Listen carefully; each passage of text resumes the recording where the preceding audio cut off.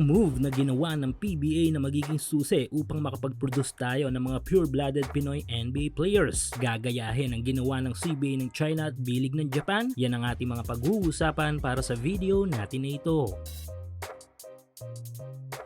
So hindi na nga natin maikakaila ang patuloy na paglawak ng nasasakupan ng pinakamalaking liga ng basketball sa mundo na NBA. Try to imagine, wala sa larong dati sa Amerika lang uso, ngayon ay halos buong mundo na ay kilala na ito.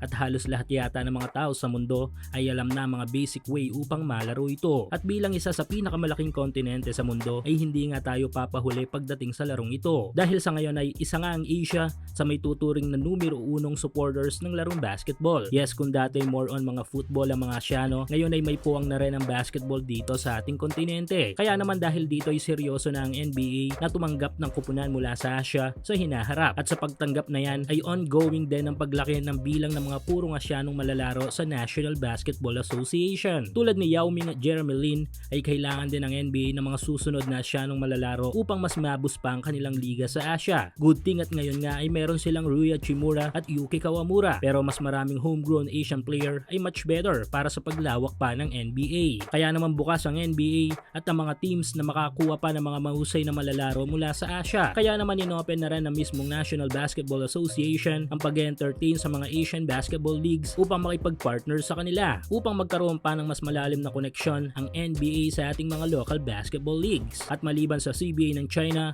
ay lumapit na rin sa NBA ang bilig ng Japan. At syempre hindi papahuli dito ang ating pambansang liga na PBA. Dahil nito lang ay gumawa na rin ng way ang Philippine Basketball Association upang magkaroon tayo ng matibay na attachment sa National Basketball Association. Nito lang ay tumungo ang PBA executives sa mismong headquarter ng NBA sa New York upang makipag-meeting. At ang numero 1 naging topic nga ng meeting ay ang long-standing relationship ng NBA at ang ating pambansang liga. Nakapaloob sa mga napag-usapan ay ang mga gagawing proyekto ng NBA at PBA sa hinaharap. Ongoing pa rin ang up to 6,000 pesos bonus na ipinamimigay ni 1X sa inyong first cash in. Hulaan kung sino ang mananalo sa laro sa PBA, NBA, FIBA o sa kahit anong liga ng basketball sa Asia. At kung tama kay magkakapera ka, kaya i-click lang ang link sa ating comment section at ilagay ang promo code na makikita nyo sa ibaba ng screen. Tama nga dito ay ang pag-adapt natin ng ilang rules ng NBA. Dagdag pa sa reports ay ang pagkuha ng PBA ng ilang mga NBA players.